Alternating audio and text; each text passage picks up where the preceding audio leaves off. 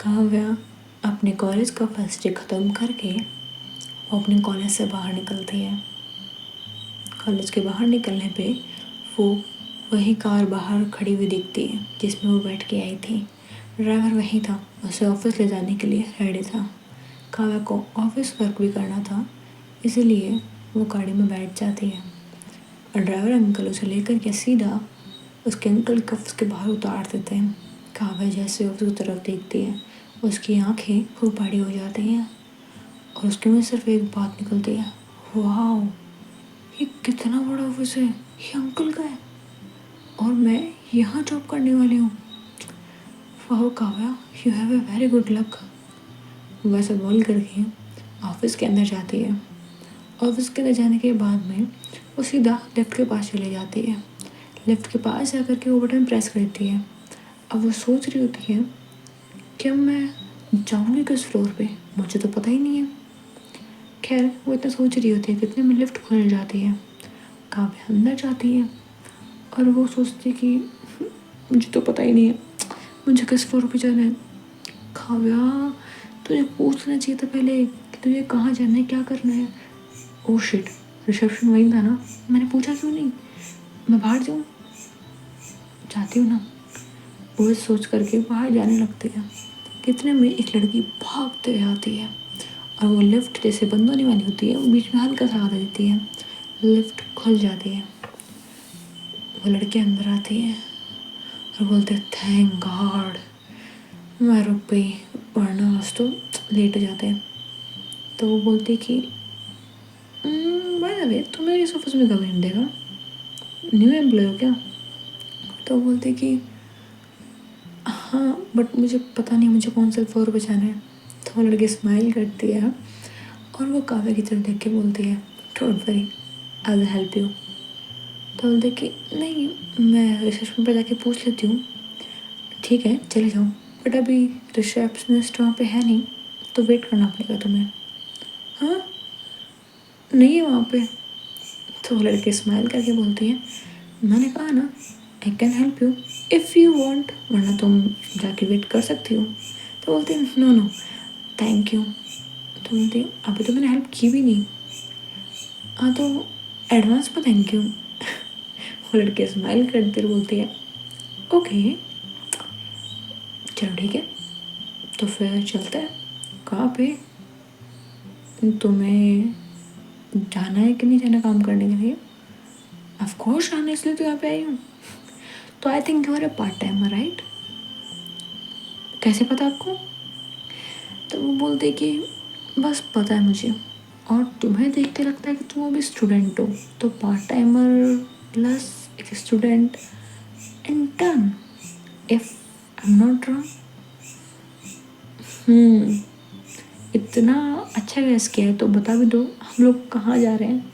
तो बोलते वेट यार अभी पहुँच जाएंगे। थोड़ी देर में लिफ्ट का दरवाज़ा खुलता है एंड काव्या और वो लड़के लिफ्ट से बाहर निकलते हैं।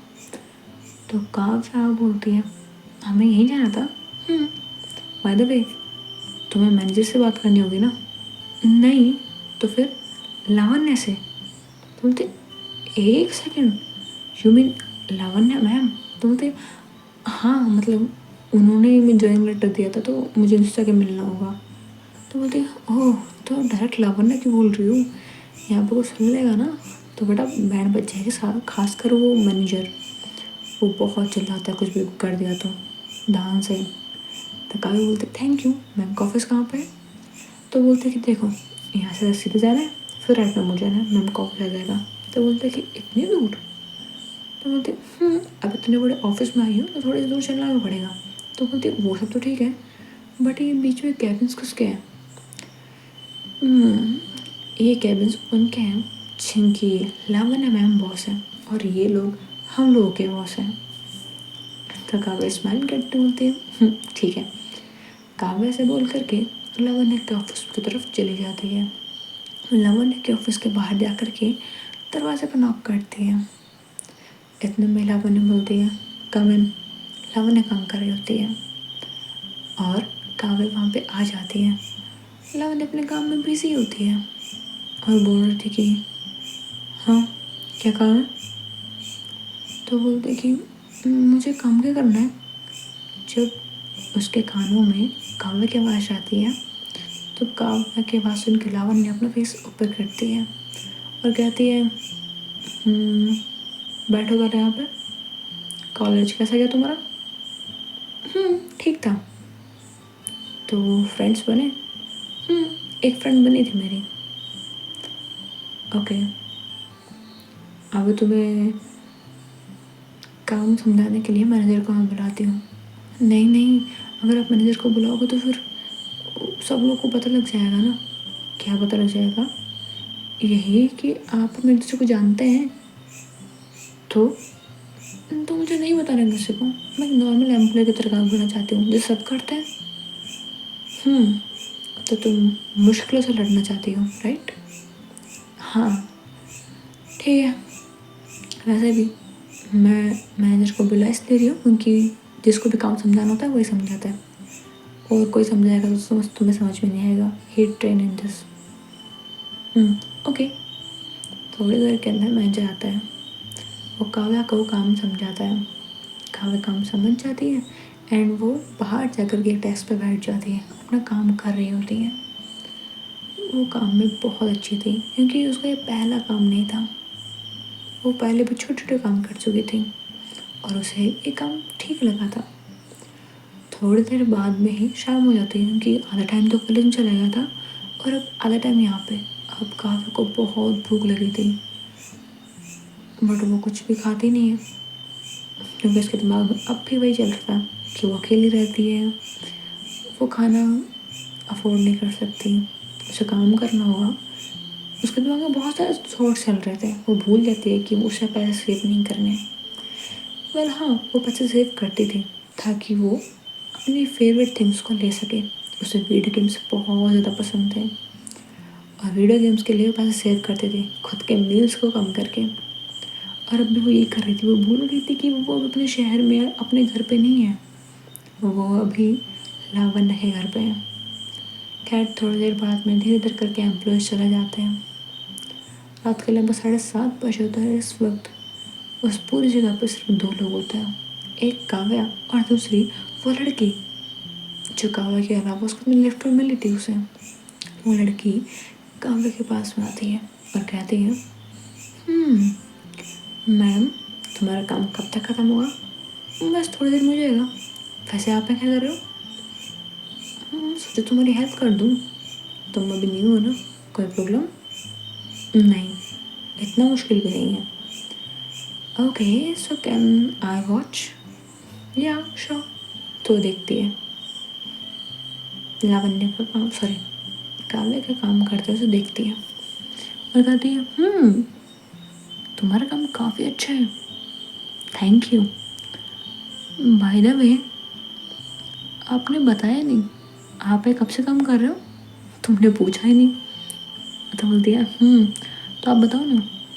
मैं तो यहाँ पे काफ़ी टाइम से काम कर रही हूँ, ऑलमोस्ट 1 साल तो मुझे हो चुका है। वाह नाइस।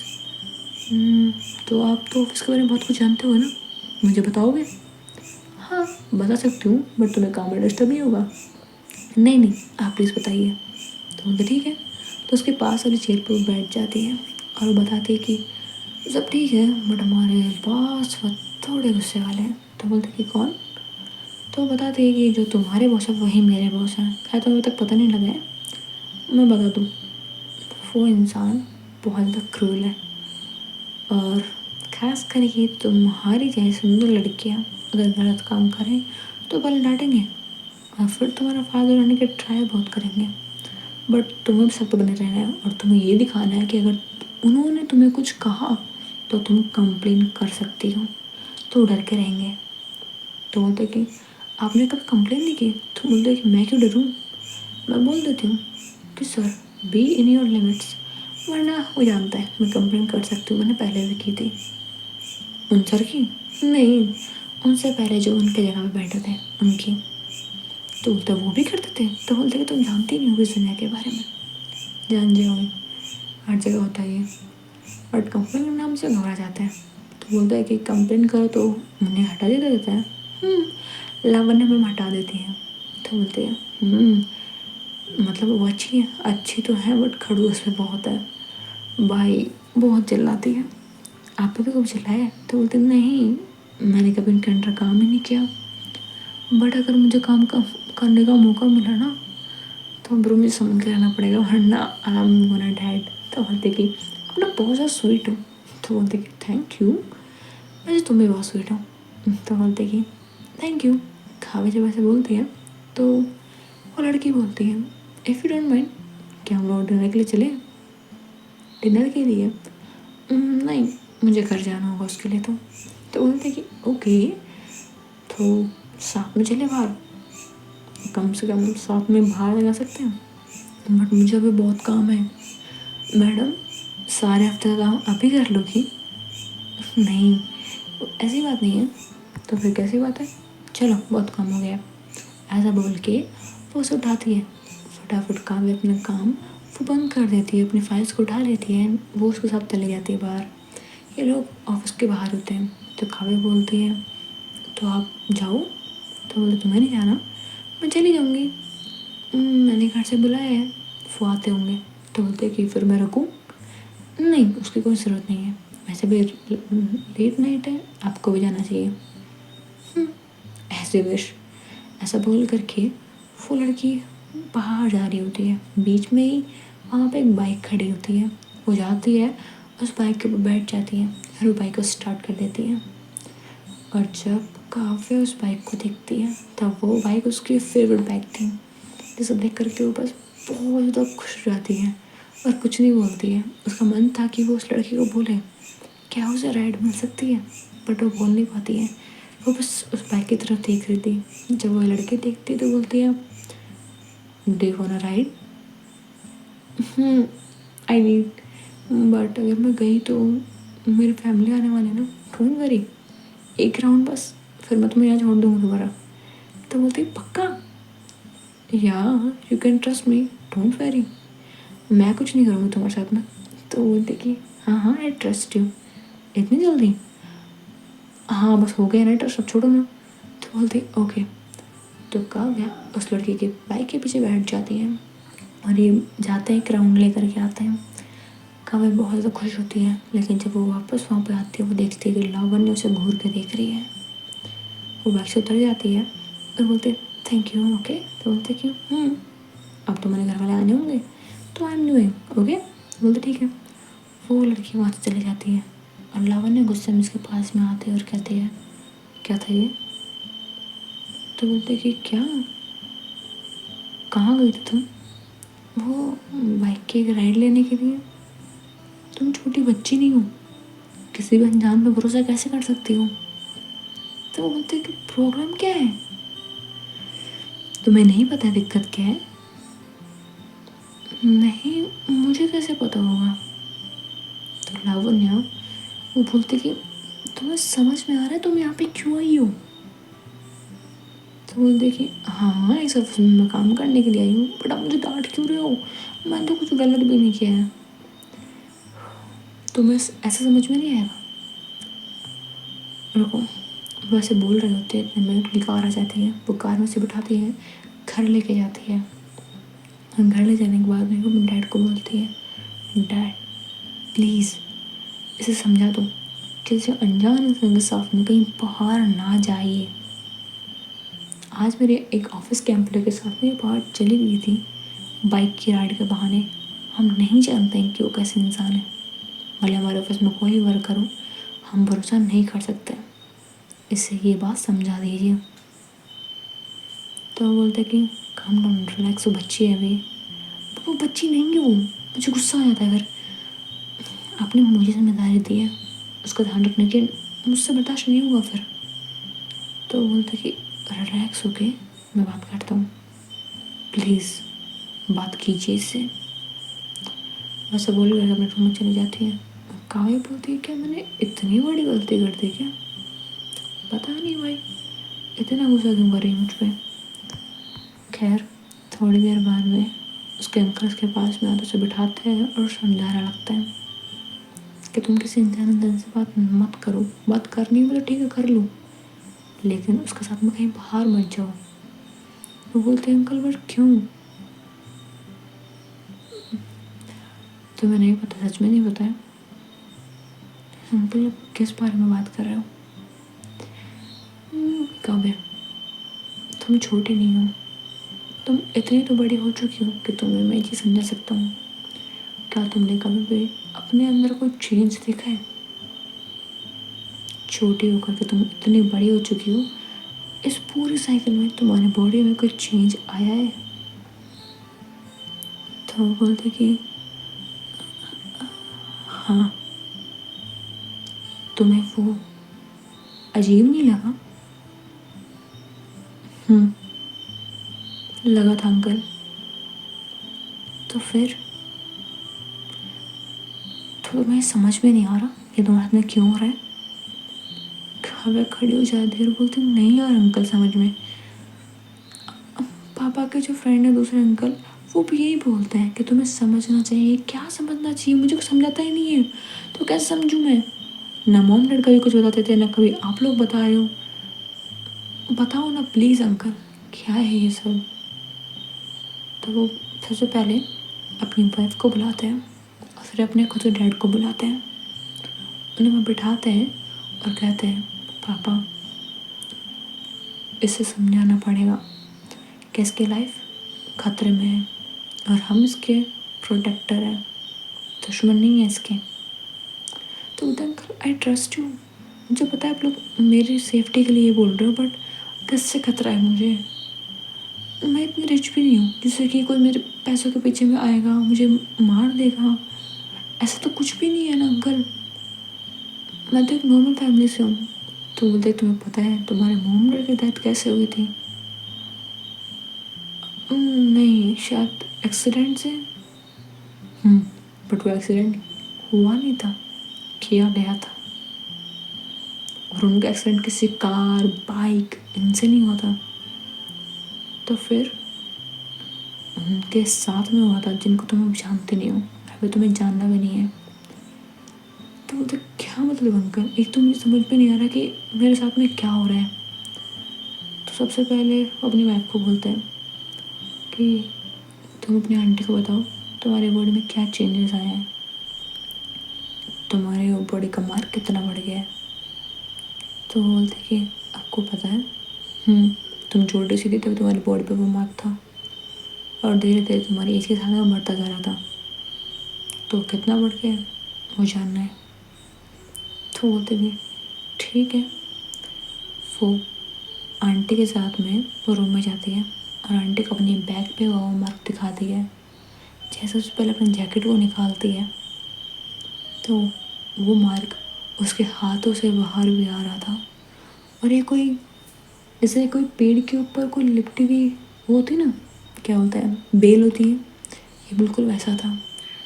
उसके बैक पे एक छोटा सा पॉइंट बना हुआ था और ये मार्क वहीं से निकल रहा था, उसकी पूरी बैक पे फैला हुआ था, जो कि उसके आगे वाली बॉडी तक भी आ रहा था, उसके कमर से आगे वाली बॉडी तक आ रहा था। उसके हाथों पे वो पूरी तरीके से घुमा हुआ था, ऐसे लग रहा था जैसे कोई वो पेड़ है और उसके ब्रांचेस जा रही हों। और जब आंटी ये देखती हैं कि ये तो बहुत ज़्यादा बड़ा हो गया है, तो वो बस घबरा करके बाहर आती हैं। उनके चेहरे पे पसीने होते हैं और वो कहती है कि बहुत देर हो चुकी है।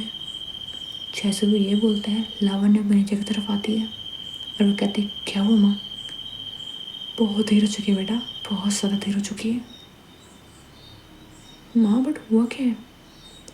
वो वक्त आ चुका है जब अब सब लोग शिकार के लिए निकलेंगे और शिकार होगी काव्या, और शिकारी किसी दरिंदे से कम नहीं होंगे। और लगता है अभी तक काव्या को अपने पावर्स के बारे में कुछ नहीं पता है, और शायद उसे पता लगा तो आप लोग जानते हो क्या होगा। तो वो लोग बोलते तुम्हारी बात ठीक है, बट इतना भी क्या हो गया? तो वो बताती हैं कि वो मार्क एक पेड़ की तरफ बढ़े जा रहा है। वो मार्क अभी जब वो देख रही थी तब वो अपनी आंखों से देख पा रही थी कि उनकी आंखों के सामने ही वो मार्क खुद ब खुद बढ़ रहा था, और वो इंडिकेट कर रहा था कि काव्य की पावर्स धीरे धीरे बाहर आने के लिए तड़प रही हैं। वो एक सीलिंग पॉइंट था जिसने अभी तक काव्य की पावर्स बंद कर रखी थी, बांध के बैठी थी, लेकिन अब वो बांध टूटने वाला था और काव्य की पावर्स उसके पास आने वाली थी। या तो काव्य उस पावर के चलते वक्त वो खुद को खो बैठती मरने के बाद नहीं है यहाँ पे, या फिर वो लोगों को मार डालती। अब वो अपनी पावर्स को किस तरीके से यूज़ करेगी ये उसके हाथों में है। हम लोग ना उसे रोक सकते हैं ना टोक सकते हैं, हम सिर्फ उसे बचा सकते हैं, सिर्फ उसकी रक्षा कर सकते हैं। जब वो ये सब बोल रही होती है तो काव्या ही सब कुछ सुन रही होती है और उसे कुछ कुछ चीज़ समझ में आ रही होती है, क्योंकि बचपन से उसने यही सुना था कि ये चीज़ बहुत बढ़ेगी, काव्य की पावर्स, काव्य की पावर्स, काव्य की पावर्स। और काव्य भी बोलती है मुझे क्यों नहीं पता इन सब के बारे में, क्या पावर्स हैं और क्यों सब लोग डरे हुए हैं। वेल काव्य के सामने तो कोई कुछ भी नहीं बोलता है। काव्य रूम में जाकर के परेशान होकर के बैठी होती है। लावण्य वहाँ आती है, काव्य की तरफ उसे देखती है और कहती है इतना परेशान होने की ज़रूरत नहीं है। कैसे ना हो, मुझे कुछ समझ में नहीं आ रहा है, क्या है ये सब कुछ, कौन सी पावर्स है मेरे पास में जिसके कारण सब लोग इतना घबराए हुए हैं कि मैं आप लोगों के लिए खतरा हूँ। तब लावण्य उसके पास में आती है, उसके दोनों हाथ पकड़ती है, उसकी आंखों में आंखें डाल के कहती है नहीं, तुम हमारे लिए खतरा नहीं हो, तुम वो हो जिसके लिए हमारा जन्म हुआ है। तो बोलते क्या मतलब तुम समझो कि तुम एक राज परिवार से हो और हम तुम्हारे प्रोटेक्टर हैं, जिनका जन्म ऐसी जगह पे हुआ है जिनकी पीढ़ी दर पीढ़ी वो बस तुम्हारी प्रोटेक्शन करने के लिए बने हैं। मतलब मैं तो कोई राजा वाजा नहीं हूँ ना। लावण्या तुम्हें पता है तुम बहुत बड़ी हो लेकिन अब भी चाइल्डिश हो। आप ऐसे बात क्यों करते हो मुझसे कई बार, जैसे आप मुझे जानते हो। आई थिंक तुम्हारी जो याददाश्त है ना वो कमज़ोर हो गई है। क्या मतलब, तुम्हें ये भी नहीं पता कि जब तुम छोटी थी, आई नो सच मैं भी छोटी थी, हम दोनों एक ही बार मिले थे। मेरे डैड वो तुमसे मिलने के लिए नहीं गए थे, तुम्हारे डैड से मिलने के लिए गए थे। वो दोनों फ्रेंड्स थे, लेकिन उस वक्त जो मेरे दादाजी थे वो तुम्हारी फैमिली के प्रोटेक्टर थे और मेरे पापा को बहुत गुस्सा आता था ये सोच करके कि हमारे डैड किसी ऐसे आदमी की प्रोटेक्ट करते हैं जो कि इतना रिच भी नहीं है, ना उसका क्लास है, और उससे भी ज़्यादा उन्हें गुस्सा आता था इसलिए क्योंकि डैड थे वो जिनके लिए वो बहुत ज़्यादा इज्जत करते थे और वो किसी के आगे झुकते थे, और वो तुम्हारे पेरेंट्स थे। इसलिए तुम्हारे डैड का और मेरे डैड का झगड़ा हुआ था और इसलिए वो दोनों को एक दूसरे से बात नहीं करते थे। लेकिन डैड फिर समझने लग गए कि आखिर में मेरे दादाजी तुम्हारे फैमिली के प्रोटेक्टर क्यों थे। अच्छा तो क्यों थे, तुम्हें भी समझ में आ जाएगा। पहले तुम हरकतों से बाहर तो निकलो। कैसे हरकत, बच्चों वाली। तुम्हें पता है जब हम पहली बार मिले थे तब तुम बिल्कुल ऐसी थी, अभी जैसी हो, बिल्कुल कंफ्यूज, कौन क्या कर रहा है क्या नहीं कर रहा है। तुम हमेशा ये बोलती थी अरे कोई मुझे तो बताओ, आप लोग कर ही क्या रहे हो, मेरे लिए झगड़ रहे हो और ये नहीं बता रहे हो कि क्यों झगड़ रहे हो, प्लीज़ मेरे लिए लड़ाई मत करो। तुम हमेशा से इतनी इनोसेंट थी, मुझे लगा अब चेंज हो गई होगी, बट नहीं, तुम तो अब भी वैसे ही हो, हर किसी पे आंख बंद के भरोसा कर लेती हो। बट तुम्हें ऐसा नहीं करना चाहिए। आई नो तुम बस चाहती हो कि तुम सबको खुश रख सको, सबको अपना बना के रख सको, बट ऐसा पॉसिबल नहीं है। तुम जिनको भी अपना बनाओगे वो तुम्हारे दुश्मन ही बनेंगे। ठीक है, अब मुझे परेशान मत करो, पहले तो मुझे कुछ बातें समझ में आ नहीं रही है, अभी अपने जो बोलो उससे मुझे लगा ना कि यहाँ पे विलन मैं हूँ। तो बोलते नहीं, तुम विलन नहीं हो, बट तुम हीरो भी नहीं हो। तुम एक प्रिंसेस हो जिसको प्रोटेक्शन की ज़रूरत है। मुझे बट प्रिंसेस बनना ही नहीं है। आई एम हैप्पी एक नॉर्मल लाइफ में। ना मुझे प्रिंसेस बनना है, ना मुझे कहीं का राजा बनना है। आई एम हैप्पी जैसे मैं हूँ। तो बोल दिया या बट तुम अब पैदा ही ऐसे हुई हो, तो क्या कर सकते हैं। ये भी बात है। वैसे बोल रही होती है। लावण्य उसके पास में जाकर के बैठ जाती है, उसका हाथ पकड़ती है और कहती है रिलैक्स हो गए, एवरीथिंग इज़ फाइन। इस वक्त काव्या की नज़रें सीधा लावण्य की तरफ थी और लावण्य काव्या की आंखों में देख रही थी। ये दोनों कुछ कुछ पल के लिए बस यही रुक जाते हैं। लावण्य ने पहली बार काव्या से सीधे मुँह बात की थी, वरना जब से वो यहाँ पे आई थी उसे ठीक से बात नहीं करना चाहती थी वो। लेकिन वो उससे बात करती है, वो जानती थी कि लावण्य काव्या वो बहुत ज़्यादा डिस्टर्ब है। अगर वो बात नहीं करेगी, वो इस तरह से परेशान रहेगी, वो कंफ्यूज रहेगी और उसके वो ब्रांच वो जल्दी टूट जाएगी। वो एक जो लाइन बनी हुई है ना काव्य के और पावर्स के बीच में, वो बहुत कमज़ोर है, वो कभी भी टूट सकती है। और उसकी परेशानी कब उसके फ्रस्ट्रेशन में मिल जाएगी और कब फ्रस्ट्रेशन गुस्से में कब वो बांध टूट जाएगा, इसका समय का पता भी नहीं लगने वाला। अभी इन लोग के पास में पूरे 2 हफ्ते थे। 2 हफ्ते बाद में काव्या की पावर्स वो बाहर आने वाली थी। वो जैसे ही बाहर आती, शिकारी शिकार करने के लिए आने वाले थे। पहले शिकारी कौन थे ये तो हमें स्टोरी में आगे जाकर ही पता लगेगा। लेकिन अभी काव्या वो आराम से सो जाती है, क्योंकि उसे पता था कि लावण्य उसके पास में जो कि उसकी प्रोटेक्शन कर रही है। लावण्य के पास में कोई पावर्स नहीं थी, बट उसके पास में कुछ मंत्र थे। उनका मंत्र से वो पूरा घर गिरा हुआ था। वो एक प्रोटेक्शन सील था जिसके कारण कोई भी पावरफुल एंटिटी अंदर नहीं आ सकती थी। और जो भी काव्य के दुश्मन थे वो अंदर तो नहीं आ सकते थे जब तक कि एक बहुत ज़्यादा स्ट्रॉन्ग पर्सन ना आ जाए ये सील तोड़ने के लिए, या फिर इतना पावरफुल बनने के लिए कि वो सील से आर पार हो जाए। खैर काव्य इस तक सो जाती है। नेक्स्ट डे होता है, वो अपने कॉलेज जाती है, अपने फ्रेंड से मिलती है, बातें करती है, उनका अच्छे से टाइम स्पेंड हो रहा होता है। और आज वो फिर जाती है अपने ऑफिस, उस लड़के से मिलती है जो उसकी ऑफिस में एक न्यू फ्रेंड बनी थी। वो उसका अच्छे से बिहेव करती है। काव्य और लावण्य सिर्फ कुछ दिनों में ही इनका बॉन्ड बहुत अच्छा हो जाता है। इतना अच्छा कि दोनों एक दूसरे से बातें शेयर करने लगे थे। पहले काव्य को आए हुए हैं ज़्यादा टाइम नहीं हुआ था, सिर्फ कुछ वक्त हुआ था।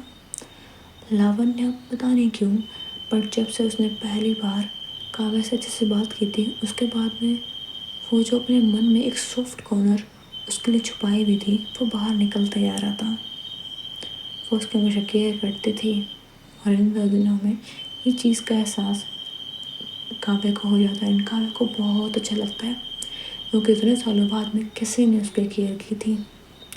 वो अपने फ्रेंड के साथ में खुश थी, वो अभी सब चीज़ के साथ में खुश थी, बट कुछ ऐसा होता है जिसके बाद में काव्या वो घबरा जाती है। वो अपने घर पे सो रही होती है एंड सडनली उसे एहसास होता है जैसे कोई उसके पास में खड़ा है।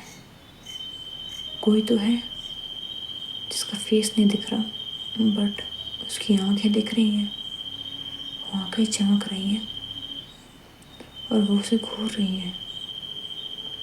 सिर्फ उसे उसके माथे पे पसीना आ जाता है। वो अपनी आंखें खोलती है और उस इंसान की तरफ देखती है और डर के मारे वो चीख मारती है।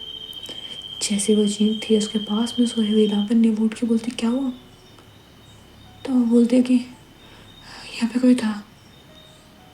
कौन था मुझे नहीं पता, बड़ा कोई था। उसकी आंखें शाइन कर रही थी एंड वो मुझे घूर के देख रहा था।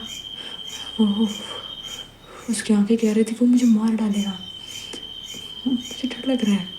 मुझे डर लग रहा है, ऐसा बोल के वो लावण्य को हक कर लेती है। लावण्य ऐसे कस के हक करते बोलती है, हे रिलैक्स, कुछ नहीं है यहाँ पे, ओके। नहीं, यहाँ पे कुछ तो है, वो सबको ख़त्म कर देगा, सबको। उसकी आंखों में खून था, वो दिख रहा था साफ कि वो मुझे मारने के लिए आया है, वो मुझे मार देगा, उसे कुछ चाहिए मुझसे, बट क्या? लावण्य तुम सब जानते हो ना, तो तुम बताओ ना क्या चाहिए? तुम कैसी बातें कर रही हो, ऐसा कुछ भी नहीं है, रिलैक्स हो गए, बुरा सपना था ये। नहीं, मैंने अपनी आंखें खोली थी, आंखें बंद करने के बाद, मैंने आंखें खोलने के बाद में वही इंसान वहीं खड़ा था, और ये सपना तो नहीं था, ये तो मैं जान चुकी हूँ। लावण्या प्लीज़ मुझे छुपाना बंद करो, ये आज तक के मेरे सारे सपनों में सबसे डरावना था। आज तक बचपन से लेकर तब तक मैंने जितने सपने देखे वो सच हुए थे, सारे के सारे। मैंने लोगों को मरते हुए देखा है अपनी आंखों के सामने। मैं मेरे सपनों में ऐसा क्यों होता है कि जैसे मैं जिसकी शक्ल देखती हूँ और फिर वो फिर से वो आंखें आती सामने, और अगले दिन वो इंसान की मौत हो जाती है और उसकी आंखें भी लाल होती हैं, उसकी आंखों में खून होता है। ऐसा क्यों होता है? Please don't hide anything with me, please, I want to know कैसा क्यों हो रहा है। Help me, help me Lavanya, help me, ऐसा बोल के वो बेहोश हो जाती है। और इस वक्त लावण्य को समझ में आता है कि काव्या जो हमेशा हंसती रहती है, एक नॉर्मल लाइफ जाती है, वैसे क्यों जाती है, और क्यों वो हमेशा किसी भी हालत में बस हंसती है और बच्चों वाली हरकत करती है। क्योंकि वो अपना दर्द छुपाना चाहती थी इन सब के पीछे, अपना डर छुपाना चाह रही थी इन सब के पीछे, क्योंकि उसकी आवाज़ साफ बता रही थी कि वो कितना ज़्यादा डरी हुई है। वो उसे हक करके रखती है, वो समझ जाती है कि डर के मारे बेहोश हो गई है। वो उसके चेहरे पर पानी डालती है, उसे उठाती है और कहती है तुम्हें जान लेना सब कुछ, ठीक है मैं बताऊँगी, पहले पानी पियो, रिलैक्स हो जाओ। वो पानी पीती है, वो काव्या का हाथ पकड़ती है और उसे स्टडी रूम में ले जाती है। और स्टडी रूम में आने के बाद बोलती है हम लोग यहाँ क्यों आए हैं, तो बोलते बताती हूँ। वो स्टडी रूम में जाते हैं, वो एक तरीके से मेरी लाइब्रेरी थी। वो उसके सबसे लास्ट वाले सेक्शन में जाते हैं, जो लास्ट शेल्फ लगी हुई थी वहाँ पे कुछ बुक्स रखी हुई थी, जो कि ऐसा लग रहा था कोई बहुत पुरानी सी बुक्स हैं, बहुत ज़्यादा एंशिएंट बुक टाइप। वो पहली बुक उठाती है और कहती है ये है जिसके अंदर सारी सच्चाई है, तुम्हारी, हमारी और तुम्हारी हिडन पावर्स की। तो कभी बोलते हैं हिडन पावर्स, हाँ, जो कि बहुत जल्दी बाहर आने वाली है, बहुत जल्दी, और इसीलिए हम लोग वरीड है। और ये पहला साइन था, पहला साइन कि तुम उस एंटिटी को, उस पावर को फील कर पा रही हो। जो तुमने देखा वो कोई इंसान नहीं था, ना कोई और इंसान था, वो तुम्हारी खुद की पावर्स थी। और तुम्हारी पावर्स ने किसी को नहीं मारा अभी तक, वो तुम्हें बस विजुअल दिखाती थी कि लोग मर रहे हैं। मुझे नहीं पता तुम्हें ऐसा होता है, बट अगर ऐसा होता है तो तुम्हारी पावर ने तक कुछ नहीं किया है, वो किसी को अब तक उसने कुछ हार्म नहीं किया है, बट ये हार्मफुल है, बहुत ज़्यादा हार्मफुल है। इन्हें कुछ ऐसा चाहिए तो तुम दे नहीं सकती। क्या? बताती हूँ, बैठो यहाँ पे। कहाँ पे? वहाँ बैठ जाती है। तो लावण्य बोलती है ये तुम बुक पढ़ सकती हो, मैं तुम्हें ये पूरी कहानी बता सकती हूँ, लेकिन उससे पहले तुम्हें समझना पड़ेगा कुछ चीज़ों को। क्या? तो वहाँ पे लावण्य कहती है तुम्हें जानना पड़ेगा कि तुम क्या हो, और उसके लिए पहले तुम्हें स्ट्रांग बनना पड़ेगा इतना कि तुम ये सारी चीज़ सुन सको। और अभी तुमने उसे कुछ देखा है अपने आँखों के सामने तो तुम ऊपर डरी हुई हो थोड़ी। तुम्हें अगर ये कहानी जाननी है तुम्हें कुछ दिन इंतज़ार करना पड़ेगा। लावण्य के पास में काव्य बोलती है क्या फिर मुझे पता लग जाएगा सब कुछ? हाँ, पता लग जाएगा। पक्का? अभी तुम्हें सोना होगा। ये बुक कहीं पे है हमेशा, तुम कभी भी आके देख सकती हो। अगर तुम मेरी बात नहीं मानोगी तो तुम्हारे लिए गलत होगा, बट आई एम श्योर कि मैं तुम्हें खुद सब कुछ बताऊंगी, सब कुछ भी नहीं छुपाऊंगी।